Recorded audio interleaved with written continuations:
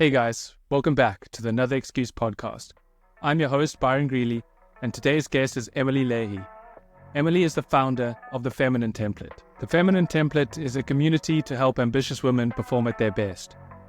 Emily is a certified performance and leadership coach, and we have a really interesting conversation, and we chat about her entrepreneurial journey and how she started the Feminine Template. We talk about pivoting and how and when to decide to do it.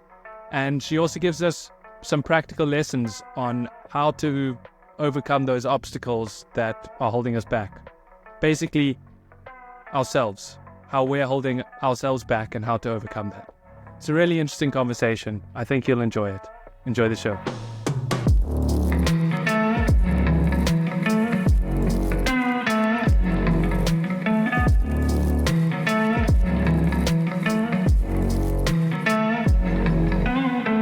Hi, Emily. Thanks for joining me today. I'm really excited to have this conversation with you. And to get us started, could you give me a high-level overview of the Feminine Template and how it all works? So the Feminine Template is a way to look at the future of work for women and utilizing physiology, psychology, philosophy, understanding that we went through the feminist movement and now the curiosity of what comes next.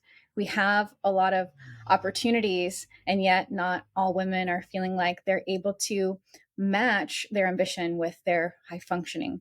And so this is something I saw over the years that I wanted to bring solutions to. And some of them seem so obvious, yet we're not having a conversation around. So this is why I'm excited to talk about the Feminine Template and look at, what are unique ways that we contribute to society and how can we bring our physiology with us rather than try to override it.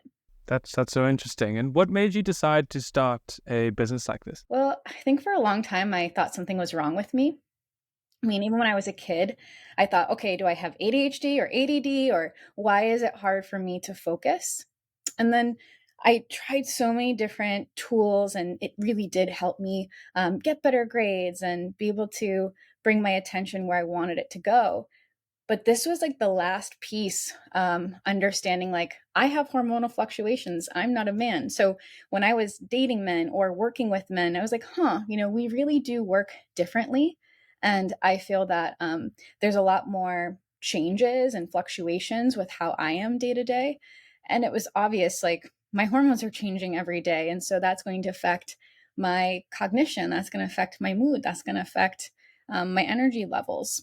And so I started to just dive into it more. And now we're seeing in the world called cycle syncing, women truly owning the fact that they have hormonal changes and starting to look at that when it comes to nutrition, when it comes to how they're working out and their physical exercise. We're still not really looking at productivity. And there's so many people who focus on productivity out there in the world. And I was on Twitter and went viral many times and actually created community with a lot of the men who speak about performance. But I was like, there's no conversation for women. We kind of just group everybody together. So I'm very interested in intuiting efforting. And it's not about seeing speed as a way to understand success, but it's about how you effort. And as a woman, I think there's a lot of strategy around it when we start to unpack. And so the reason why I created it was because this was the solutions I was finding for myself and the missing pieces that go beyond mindfulness and self-care and time management and all the other things that people look at when it comes to productivity. Yeah, that's fascinating. A lot of people don't realize just how different coaching can be for the two different genders. So it's fascinating that you sort of niche down on the feminine and you're speaking to only females, and it definitely is important. Why do you feel it's so important to distinguish between the two? So I've been working with men and women for many years, and I still love working with men. I have a lot of male clients when it comes to startups and advising them or supporting them in their work. But I noticed when it came to women, there's still a lot of confusion around, how we are different. And many women have been trying to prove themselves for so long. Again, in the feminist movement, it was all about showing that you could be equal and you could work just as hard as a man and make just as much money as a man. And it's like, well, that's true. Like we can do that. We can push ourselves, but what would it be like to really show up and embrace ourselves in a more integrated way? And I'm not someone who loves the divide that's happening right now in the world when it comes to men versus women. I think there's just a different conversation we can be having about taking some of those what are perceived disadvantages and turning them into gains, and seeing that as a woman we have many strengths and skills and gifts. So let's talk about that. And I thought that I was late to a party, and I realized there just wasn't a party happening. So I was like, I'll make a party. And that's really how I'm describing what I'm doing right now. Great. What are the some of the common goals that your clients have? I mean, the common goal, I think, at the core is meaningful progress, feeling like happy, tired at the end of the day, not just busy, but feeling like that their efforting counted for something and that they're moving towards something in a way that honors them, and not in a way where they feel like that success is going to slip through their fingers because it's not sustainable. That they have to pretend to be somebody, and then they have to keep pretending to be someone, and then eventually like they lose that. I feel like it's that fear of not just having success but losing success.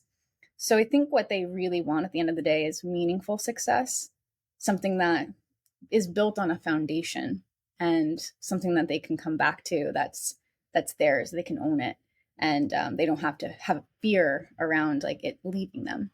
Yeah, that's so interesting. I feel like so many people are dealing with similar problems. Like everyone wants to do more or is striving to do more, but have so many fears and other things that are holding them back. Or they're finding excuses to not take action. And they come up with reasons as to why their situation is unique. Do you have any insights into why that is? Why people feel like their situation is unique, but a lot of people share some common problems? Well, I think at the core of it, we're not always having these conversations. We hide. We have a lot of shame around the problems that we're facing. It's easy to go and scroll on Instagram and be like, this person has a great life. This person's doing well. This person has everything that I want, and I don't have it. And so we build all these walls up, and then we don't talk about it. And then we feel like we're isolated.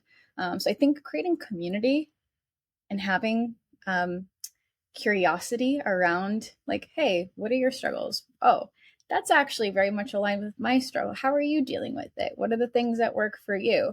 I'm much more interested in creating community these days, because even like one-on-one coaching, people come to sessions and like, oh my God, I have all of these issues. And it's like, no, I've just talked to 5 people today. It's pretty much the same thing. And they're like, oh, really? But now I want them to meet each other. That like, oh, wait, you know, them feeling like they have to prove themselves or pretend to be somebody else, or, you know, the way that they feel sometimes in the workplace as maybe the only woman in tech, or, you know, in their community, or it could be in other aspects. They just don't feel heard or seen or understood.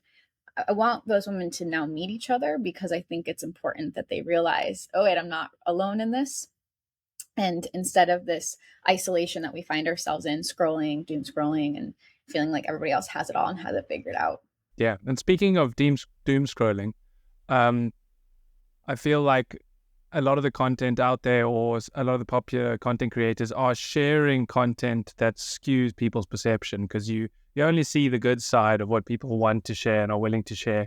And so it creates that negative thought flywheel, in a sense, where you're just negative talking to yourself over and over again, because you're comparing yourself to people that aren't actually sharing the full story.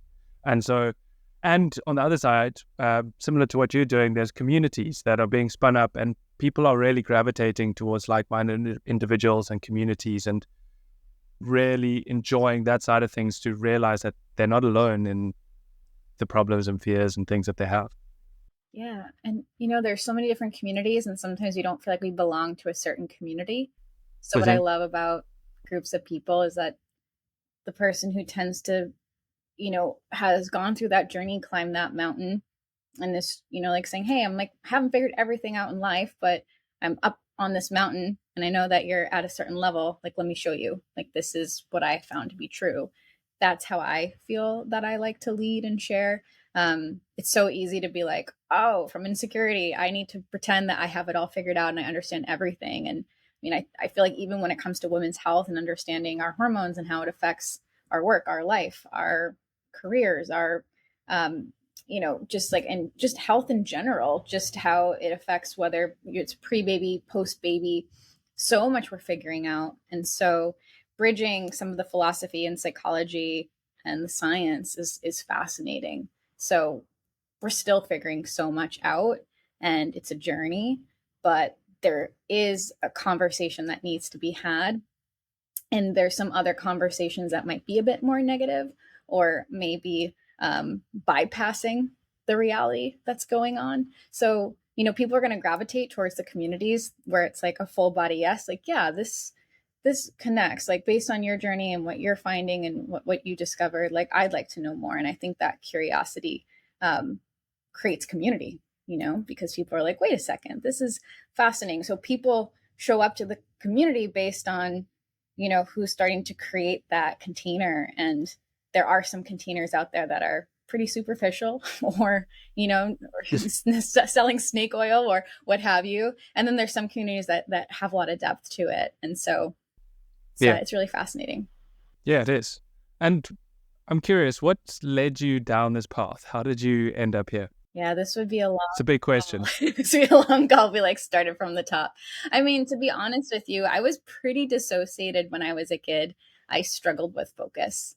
They actually did some kind of test on me. They thought I was having mini seizures. That's how dissociated I was in class. Like, I would go into some kind of la land because I just didn't want to be there at school.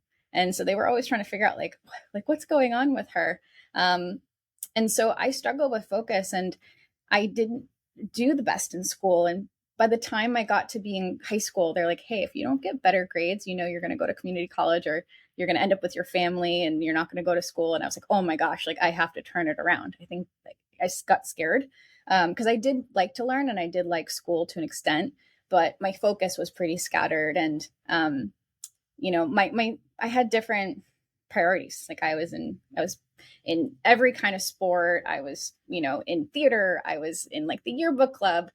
So I just was such a generalist early on, but I didn't really have a strong focus in school because I probably wasn't passionate about something. But like I had shared, I really struggled with my body, with focus, all these things. And I got very curious about it and started learning about Howard Gardner's theory of multiple intelligence. And I'm like, oh, wait, this is how I learn. No one really taught me that. So my curiosity around psychology and learning style started really young. And I would say that helped me gain direction that I wanted to teach. And I became a school teacher. And during that time, I was actually moving through an eating disorder. So again, like, I was really dissociated. I know what it's like to be completely cut off from your body and overriding your body. And I was learning all these different tools and skills like yoga and meditation, and using my college degree as a way to understand myself. So I had a very different college experience than most people. And I was already starting to build my first company when I was at school. And yeah, it was a really amazing experience to be like, hey, these are the things that I wish I had as a kid, to understand how I focused and understanding context switching and how transitions are hard for everyone, that it wasn't just a me thing, that, in terms of psychology, it's just challenging. And I came in like guns blazing, like that. I graduated and got a job the day after I graduated college and started bringing in all of these tools and techniques into the classroom that I took over. Did my yoga teacher training that summer, went away, lived in the mountains in the Berkshires out in Massachusetts. And I got a job, like, I got a phone call. I was like, hey, do you want to take over this like first grade classroom? I was like, sure. And I had this like plan. I was like, I'm going to use this as like a performance, like guinea pig session, and see like, if I use all these skills, like, how will they do? And they did so well adopting some of these techniques. And no one could believe I was a first year teacher. So I was like, okay, there's something here to performance. And I lasted a couple of years as a school teacher because I left to be able to start building businesses. I just had too many ideas. And at that time, we were like reading scripts in the classroom. It was not what I went to school for. It's like they make you believe you can be like super creative and create your own lesson plans. You're reading from a script. And I had a lot of mentors who were like, you're too passionate and creative to stay. So they kind of were like, you're going to burn out if you stay too long. Just go out and start to build things. So that's what I had in my mentorship in my first couple of years as being a school teacher. And after a couple of years, I had an angel investor. I built a adult education center. And again, like, was learning and constantly in like every kind of certification. I became a certification junkie. I was learning hypnosis. I was learning NLP, different forms of like nonverbal healing. to help people release emotion. So it was really fascinating. And most of the people that were coming to my 2,000 square foot center that I built with the help of an angel investor were entrepreneurs. So I was like, well, here we go. I'm going to keep following the breadcrumbs here. Maybe I'm supposed to help entrepreneurs. Maybe those are the people that are going to be impacting the world. And that's like the bigger thing I'm meant to focus on. So after about a year having brick and mortar, I was like, I don't think this is my thing. I have a feeling yoga is going to become a very saturated market. I think I'm meant for more. Trying to help build a team of yoga teachers and everything in between is like herding cats. So this isn't really where my passion is, but I'm really grateful for this experience because it was kind of like getting an MBA. I got to build a company from scratch, and I didn't even pitch. Like, someone just came up to me and was like, you've got great ideas. I want to give you money. And that's, how I built this company. So I decided to close up shop and take everything I learned, and I brought it out to San Francisco Bay Area. And I did really well out there. Like, people caught on really quickly to what I was doing in terms of infusing entrepreneurial wellness into startups, small businesses, people who are transitioning from big tech to building out their own consulting firms or coaching. Like, you name it. I was just kind of inputting myself into different communities, building communities, speaking about burnout before that was a thing. And I think I was always a little bit ahead of the curve, which is not easy, but the performance and the alternative ways and methods I was sharing and prescribing really did help people. It was life-changing, because there is so much out there that creates a glass ceiling, it becomes very superficial, but I wanted to go deep, and people who are interested in going deep were attracted to me. COVID happened, and then that's when I got on Clubhouse. That's when I was an early adopter on Clubhouse and built out a huge community, huge network. I think around like 13,000 followers. And these were people who were in the entertainment industry. One of my great friends now, he was the PT for the New York Knicks, and he's a performance coach. Wow. So I started connecting with all these different people in performance, and started to build more authority. I was helping out startup founders, thousands in a room, like almost every day. So I just had all this experience now, like building live events, after doing tons of one-on-one coaching, group coaching, and events in person in San Francisco Bay Area. And I was also building other business on the side. I was always like trying out new things, whether that was like product lines, or I was creating podcasts, or I was creating blogs, or I was, creating other kind of consulting firms. So as you can imagine, I was always like busy and creating, but when everything slowed down during COVID, I was just giving. And that giving really added up to something and building out a network, which I think is just so huge, because you can be so heavily resourced when it comes to having the right people in your corner. And then when you're really ready to build the next big thing, it's like they're there waiting and cheering you on. And so that's kind of what's happening now, is like a lot of the work I've been doing over the years has been kind of fueling this. But what I will say, I realized Clubhouse was going to die. So I went on Twitter, which is now X. I went viral there, built out a community. And so I just realized, like, I have a knack for social media, for connection, for sharing ideas, and people being curious about that. And, even if people don't care, I'm still going to say what I want to say, and maybe eventually it'll add up, is how I see it. And I ended up becoming a co-founder of an AI. I can't even talk anymore. I became a co-founder of an AI tech company when I decided to move to Portugal, and my co-founder was in London. So I had that experience, but it brought me back to my purpose and what I really wanted to do. And that is bringing back the entrepreneurial wellness into companies, or into women who are leading. So yeah, now I have 2 companies, Founder and Flow, the Feminine Template.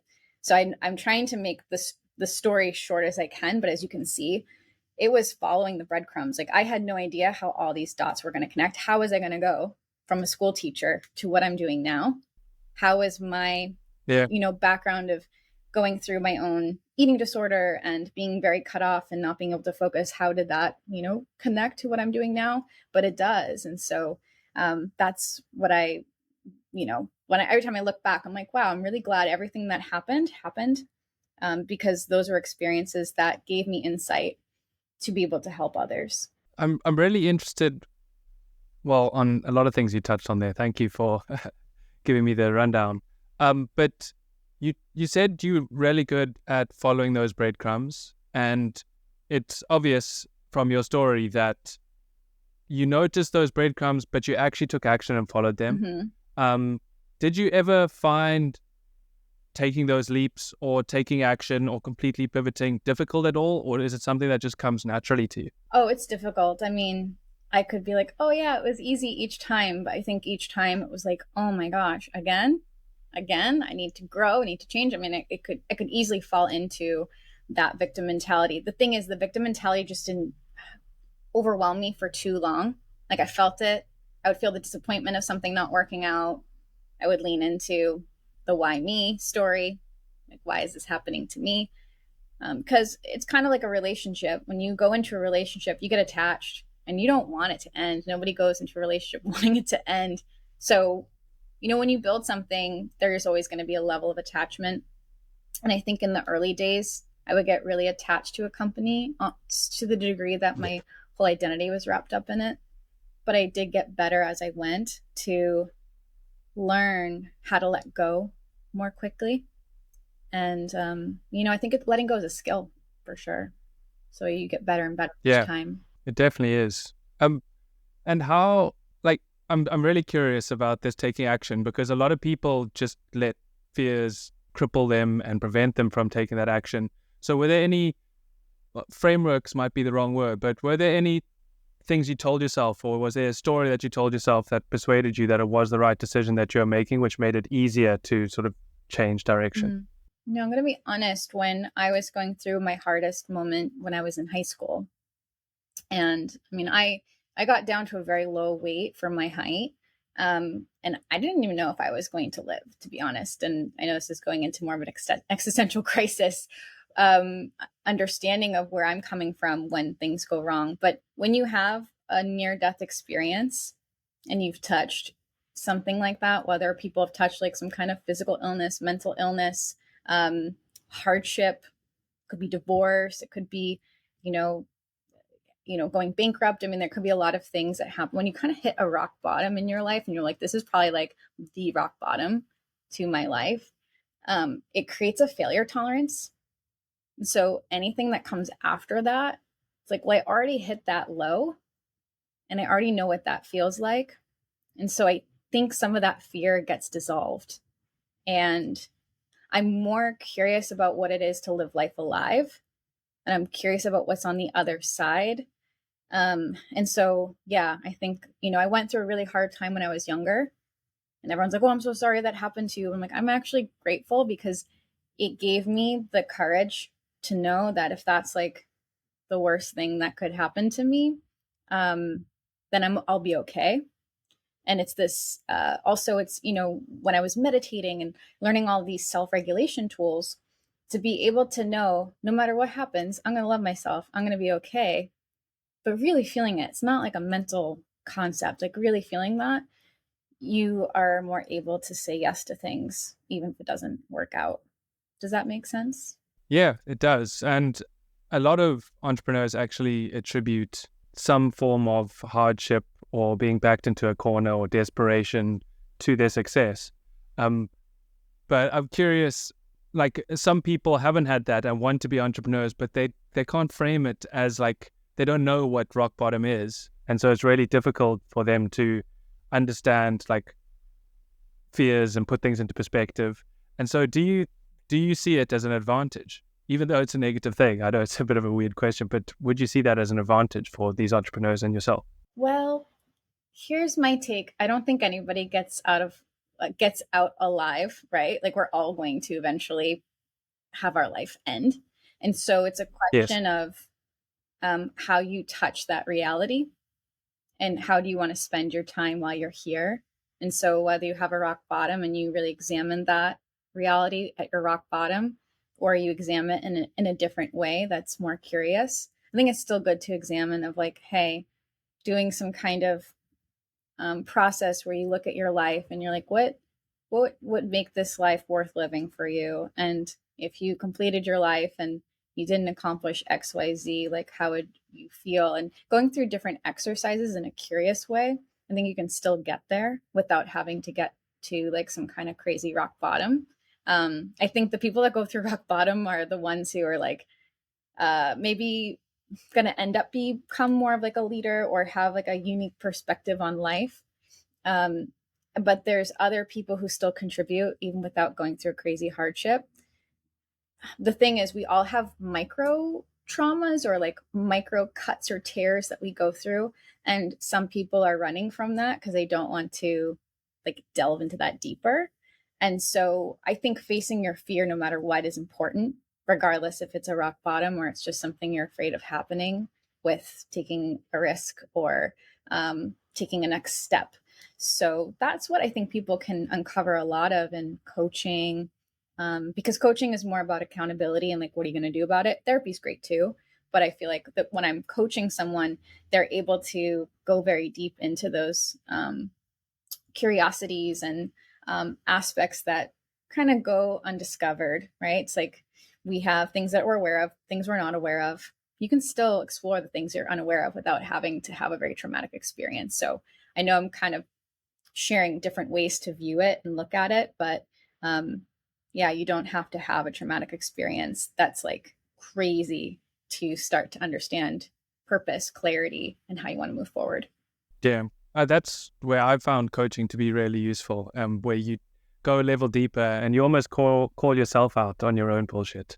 And I found that to be really, really helpful.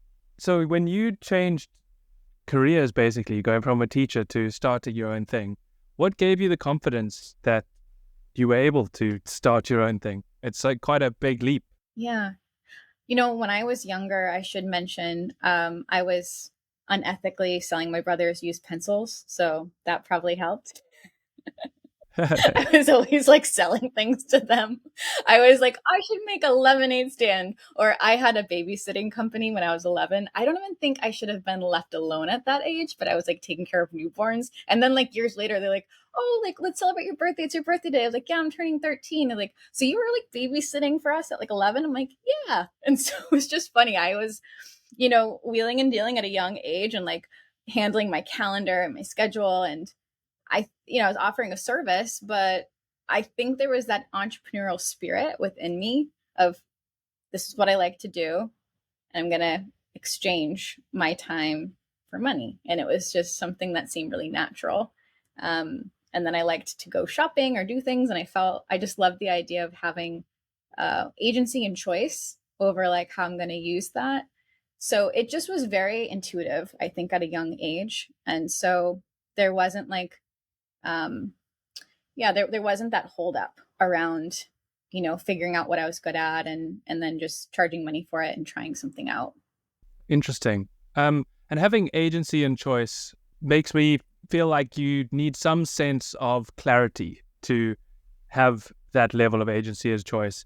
And the concept that comes to mind is survival mode. What are your views on survival mode as a concept? Yeah, because obviously when I was a kid, it was like fun money, right? It wasn't like I was trying to pay bills and keep a roof over my head. And so it was a totally different experience around money. But as I got older and I was building, for example, one of the first startups, that the wellness center, that was challenging because I still didn't understand money at that point and was very much feast and famine, as all startups can be, because you just don't really have a strategy set yet and you're testing a lot of things out. But I see now how important it is to not create in the early days based on making money fast. And when you are in survival mode, you're going to be in that position and you may not create something that's sustainable. I get that the storyline is okay, when you don't have money, then you can go out and you can be resourceful and you can build the company. But I think it's great to be scrappy and in the early days, be more resource with people than you are with money. Because money doesn't actually solve your problems in the early stages. What you need usually are people who believe in your mission, who are going to be there for you, regardless if the money is there or not, whether that's advisors, mentors, volunteers, people who are willing to be apprenticed for certain things that you can give, or be part of like a pilot program and give feedback. So there's so much we can do when we allow ourselves to be seen, build in public, be vulnerable, not try to have the perfect product all set and put the packaging together and put it on the shelf and just wait for people to buy it. we need to think about, like you had said, it's really about clarity. And you have to be clear, okay, what is most important to me right now? And how am I going to go and move this forward? And what do I need? But if money is always the thing that you need, it tends to create scarcity and survival. The money should be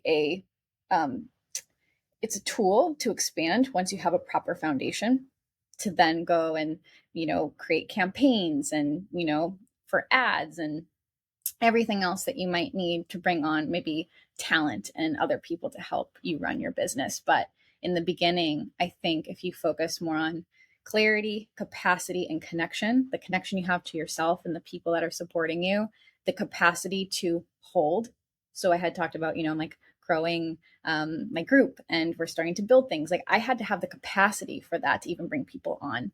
I need the capacity to also bring in more members and bring in more people into my community that I'm building. So I have to think about all those aspects. Money isn't going to be the thing that solves it.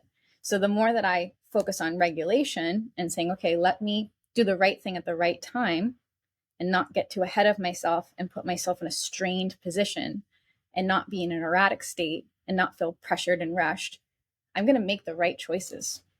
If I'm in survival, I'm probably going to make the wrong choices because I'm making it out of, I need this money, need it now, versus what does the community need? How can I create something that they really value? Making a quick buck is not going to give you the data that you need of if it's working or not necessarily. So yeah, that's how I see building companies now. Right. But I feel like people that are in survival mode are sometimes literally in survival mode, like they have no choice. Mm-hmm. So how do you get out of survival mode, or how would you suggest someone gets out of that situation so they can make better decisions from a more comfortable position? Yeah, I 100% agree with what you're saying. So when someone has been in a strained position for too long, so I created something called the energy dashboard to understand how you're efforting. And so slack is when you're in a regulated state.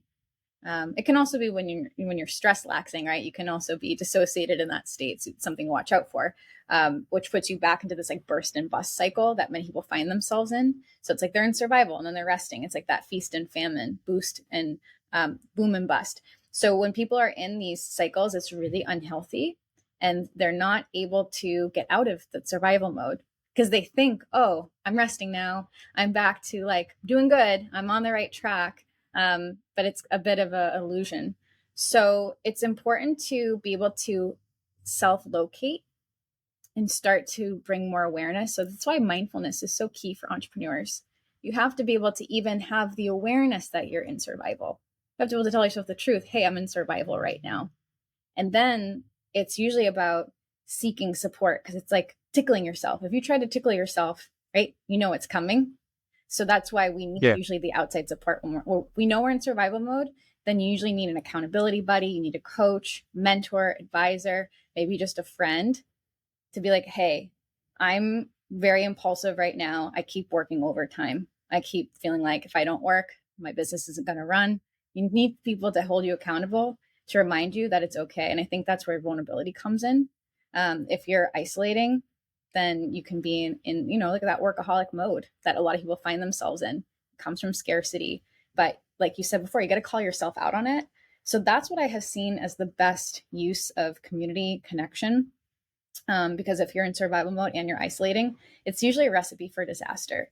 But there's other ways, to make sure you're not being codependent, to journal, to find different regulation tools that snap you out of it. And survival is like being in a hypnotic state.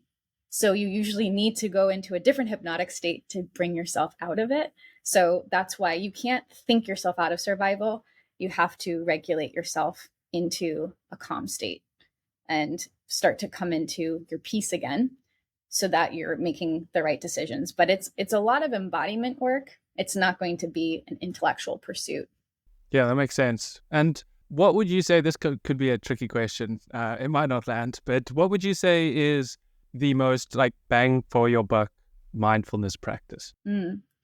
I love body scans because we are so inundated right now with technology, messages. Like we are in a beta brainwave, like pretty much moment to moment unless we shift into a different brainwave state. And I won't go too much into like the science behind brainwave states, but essentially the beta brainwave state is when your mind is super overactive and very, very, very busy. And you feel like a chicken with your head cut off. So it may not even be survival, but you feel scattered, you feel overwhelmed, and it feels like you just can't be in the moment. You don't feel present. You feel like you're in the past, you're in the future, you're anywhere but here. And so again, you can't intellectualize presence. Presence is just about like being connected to what's going on right now and being connected with the power of the now. And you have to be in your body to be able to do that. So a body scan of even just closing your eyes and going from your feet to the top of your head and making that process the most interesting thing. Your mind is going to be like, oh, what about this? What about that? But what I love about body scans is that it brings you into your body. It helps you focus in your body. It's not just, oh, focus on your breath, but it gives your mind something to do. And in our world, trying to sit and close your eyes and just come into presence, like, good luck. It's not going to probably happen, right? Because it's just, there's too much fighting for our attention. So I think if people just did that and took 5 minutes when they're feeling scattered, overwhelmed, when they're like, I'm a little bit impulsive, I don't know if I should be making this decision right now, and they took that pause, that interruption where you're planning that interruption can give you a whole new outlook, whole new perspective, just by taking a moment. So that's what I do when I'm feeling that way. That's so interesting. And would you say that entrepreneurship is inherent in us or it can be learned? Yeah, I mean, I think that's a good question. I feel like everybody has a piece to the puzzle when it comes to missions and different things that are going to drive humanity forward, or even just like fun projects that people are working on. I think some people come up with the ideas and others are meant to be part of the team to execute and support that. So I don't know if everybody is meant to be like an engineer and everybody is meant to be a project manager and everybody is meant to be a mother. Like, I think everybody has a different puzzle piece if they really look at themselves and say, hey, like, what do I like to do? What do I enjoy doing? Entrepreneurship, it's glamorized, but I don't think it's for everyone, because there's just a lot of different hats that you need to wear. And usually it's someone who's a generalist. There's some people who like to really niche and only like geek out on the one thing. But as an entrepreneur, you tend to need to generalize. So if you're someone who like loves to learn and you're excited about like everything, it's really helpful, but it's a double-edged sword, because then it's like everything is like shiny and then you want to bounce around to different, business ideas, etc. But I think that passion, excitement to learn serves someone, because like for me, as I'm building out teams, I'm like, I need to understand what every team is doing. And then I want to help them like understand the direction I want to take them in. So by nature, I need to learn constantly, and I want to learn. If I was obligated to learn all the time, that might be really exhausting, but I like to learn and I like what I'm building.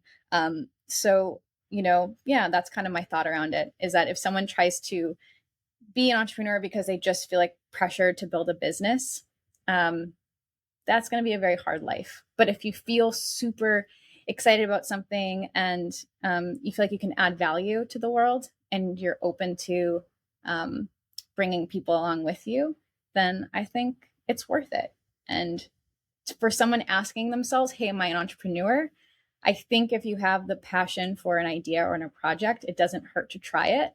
And then if you decide, no, entrepreneur life isn't for me, then, you learn through contrast. So, yeah. Yeah, I agree. And in terms of trying those things or deciding when to try those things, like you pivoted multiple times throughout your career, how do you decide whether to pivot or stay with the thing that you're already working on? Yeah, I didn't think I was going to even niche and focus on women, I would say, until March of this year. It was something that I was having a lot of resistance around. And so I think that's the interesting thing about pivoting, is the thing that you can have the most resistance around could be the key and the clue to what you're meant to do. And luckily, I have coaches and people that I can work with and people that would hold me accountable to be like, hey, Emily, I feel like you're really avoiding going in this direction. Why? And what about that? And, asking me questions that got me more curious But it's always a risk to leave one thing or hyper focus on another. And like I said, sometimes you just learn through contrast. I think I've been pleasantly surprised at the feedback I've been getting. But the more and more that I'm settling into it, I'm like, yeah, this feels like it has my name on it. Like it in destiny in a way. Like I don't feel like I'm competing with anyone. Like all the experiences that I've had and all the people I know and how everything is unfolding, there's ease. And I think that is something that's interesting, right? Because there was resistance initially, and then there was a lot of ease. So yeah, you have to stay very, very open. You have to be very open-minded and see where your passion is, but also what people are ready for. Because you can be too early, or you might not be speaking to the right group of people. And to not give up and to keep trying and seeing like, okay, like where does this fit, that takes a lot of patience. So I think there's a lot of skill involved in terms of awareness, patience, humility. If I might try another thing out within the feminine template and maybe it doesn't work, but if we get certain data and research like, hey, but this thing is what they're really asking for, then we'll bring that piece forward. And so it's being willing to be wrong and being willing to, again, fail, creating that failure tolerance, knowing that no matter what, I'm going to love myself after this, no matter what. Like I'm going to create community, or I'm going to create something that's meaningful. And if it evolves into something else, that's okay too. And so as an entrepreneur, that's just been my journey of humility, patience, understanding of business psychology. And if you can understand your own psychology, like you are so many steps ahead of most people building businesses, because most people are the bottleneck to their own company. So if you can like have tools for your own psychology, like that is really a huge part of it. Yeah. And have you had any failures or regretted pivoting at all? I think I've had some hard lessons I'm not the kind of person that's risk averse, but maybe I can be impulsive. And there are things that I could have waited on before putting a lot of time and energy and money into certain things. So I would say those were some like hard lessons that I've learned. But to regret something is to say that like it didn't have a place in my life. And when I look back, I'm like, I'm utilizing all of those quote unquote failures right now to build what I'm building because I tried that out. So yeah, I'm actually grateful that I tried it out. And now I'm like, yep, no curiosity around that. Let's try to have more feedback than consequences moving forward. And I think when you test things out in a strategic way, again, you get a little bit more of like, this way, that way, hot, cold, versus like completely wrong direction, consequence, losing tons of money, losing team, losing partner, losing, a big part of what makes life worth living, whatever that is for someone. So yeah, feedback versus consequence. I think that's where I'm focused on now, but definitely have had consequences in the past. It's so interesting that you use that language and frame it in that way. And I think a lot of entrepreneurs do. They see every sort of setback as a lesson and as part of the process. And like, if that didn't happen, then they wouldn't be where they are today, which is a very different mindset to a lot of people who kind of blame external factors for their current situation.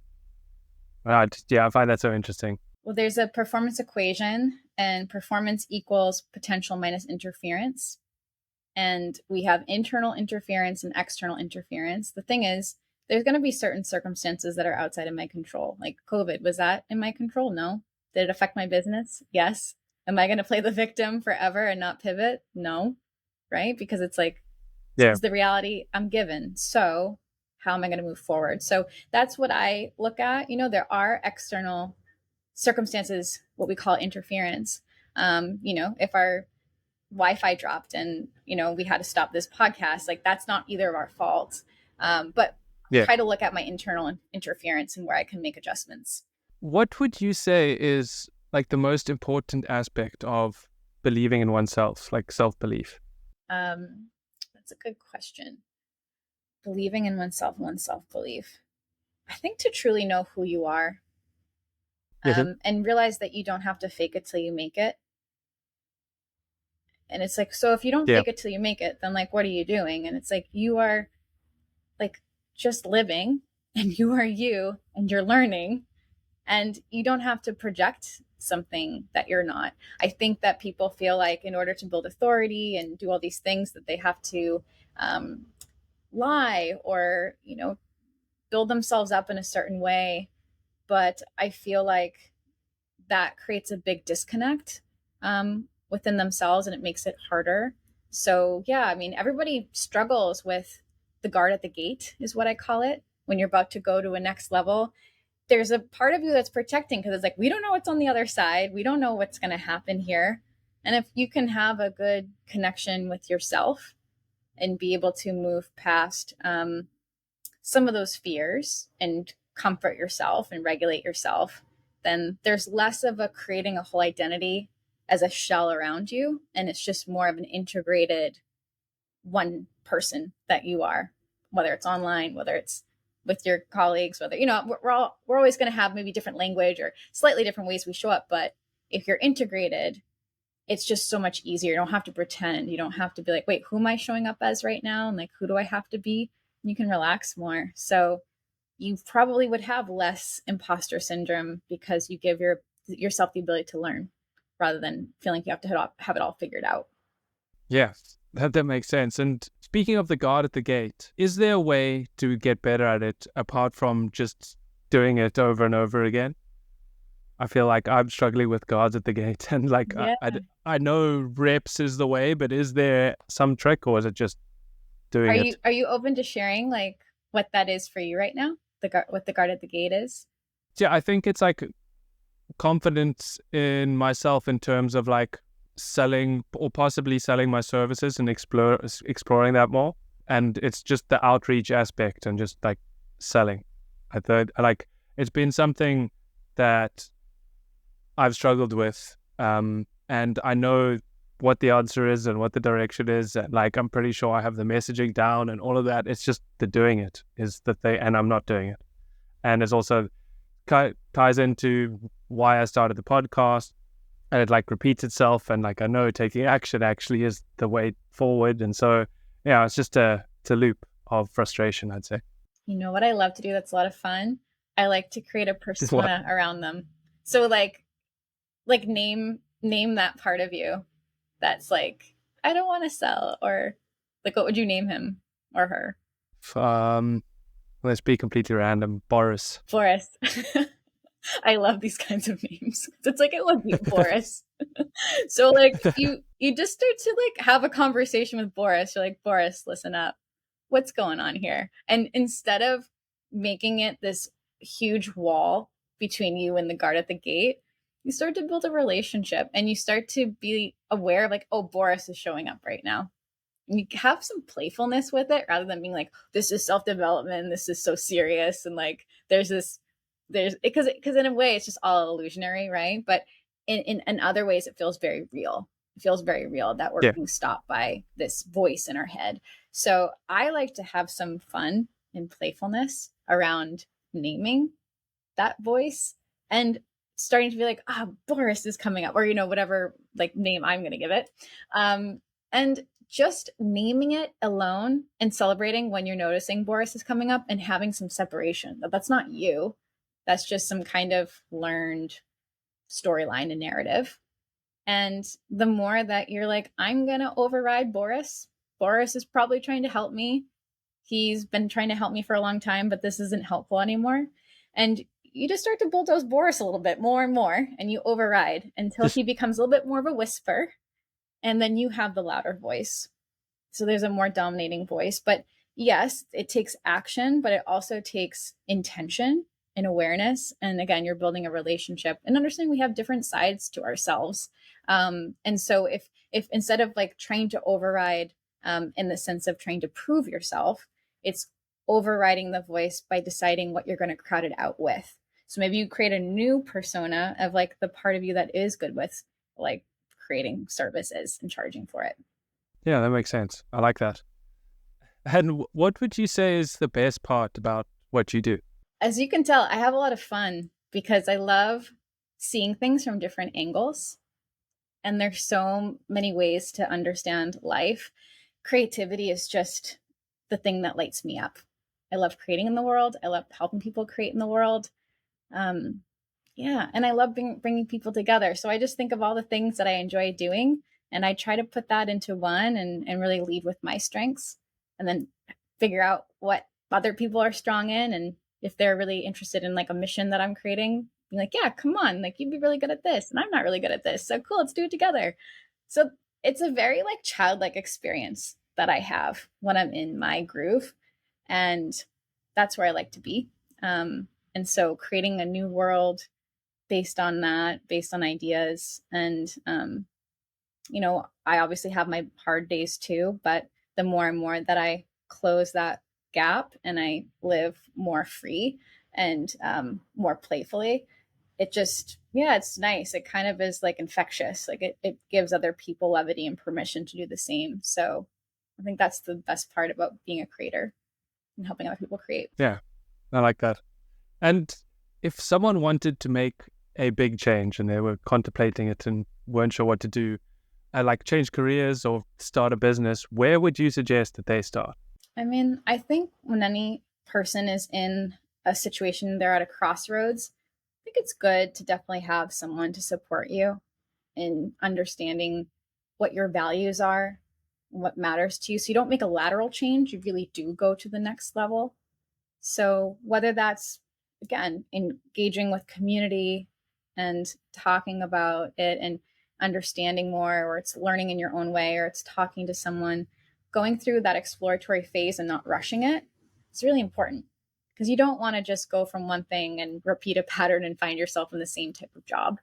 I think a lot of people end up in that situation because they're just like, I want out, I want to change. And it's like you're changing clothes, but you're not actually evolving, it's like you're not really leveling up, you're just like changing an outfit. So if you want true deep change, that just takes a little bit more exploration and support usually, and curiosity to understand yourself better. Great. And before I end every conversation, I ask my guests if they have a question for me. Yeah, my question for you is based on everything that you've done in your podcast so far, like where do you want to take it next? What is your bigger dream? Well, when I started the podcast, it was purely based on number of episodes. And I think it was, if you create 20, I think it's 21 episodes or 22 episodes, you're in the top like 1% of all podcasts. And I thought that was an easy goal because there was no external factors preventing me from getting there. And I enjoyed that so much that my next goal was 52 episodes. And then I'll decide what to do when I get there. And I'm getting close now. This will be episode 51, I think. So I'm one away from a full year of podcasts. And I think my next goal is to be more proactive is the wrong word, but be more calculated on how I grow the podcast. Because my focus was initially for this year, putting in the reps, getting enough episodes under my belt where it looks attractive enough and is a high quality where people like yourself would be willing to come on and have a conversation with me. And I think I've now got to that level where people are willing to have conversations with me. And so that ticks that box. But now I'd like to grow it where I could potentially monetize it in a way where I'm working with brands that I really want to promote and speak about. And that comes with a bigger followership, and people are only going to advertise if the numbers make sense. And so maybe these next 52 episodes are prioritizing that. And so I feel like it will be getting someone on board who can edit short form episodes and edit the full episode. So that takes up less of my time. And it's things like that. But then it's also like, do I commit my personal funds to doing that, or do I take on someone smaller that's willing to sponsor it at an early stage? And so I'm still figuring out those bits, but I think that's the next phase, is like a proper growth phase. Yeah, I love that. And I think that's the best part about getting through the first 50 episodes and now 51 is seeing, okay, like, what do I need now? Versus not starting the podcast and being like, I have to have, sponsors and need to have all these things. So it's amazing that you're like, okay, now that I've done these many episodes, I know where I want to take it next and what I would need and how much time it's taking me to do everything. So I love that journey. Yeah, thanks. Yeah, to me, it makes sense because if I just carried on doing what I was doing, I'm sure it would grow, but it wouldn't grow at a rate that I'd feel like I'm challenging myself and pushing myself. And when I started the podcast and just doing one episode a week was the challenge, but now it's coming a lot easier to me. And so I need a new challenge. And so I feel like doing myself a disservice if I wasn't pushing myself in some aspect of this podcast. 100%. I love it. And that's what capacity building is all about. Is like what was hard for you is now easier and now you can take on more. Exactly. Well, thanks for joining me today, Emily. I really enjoyed our conversation. If people want to find out more about you and everything you're working on, where can they do so? Yeah, they can go to the website, thefemininetemplate.com. We're on Instagram. We're on LinkedIn. We are going to be on TikTok more. So yeah, we're on most of the platforms. They can find us there. Fantastic. Thanks for listening. I really appreciate you making it all the way to the end. I hope you enjoyed the episode. One more quick reminder before you go.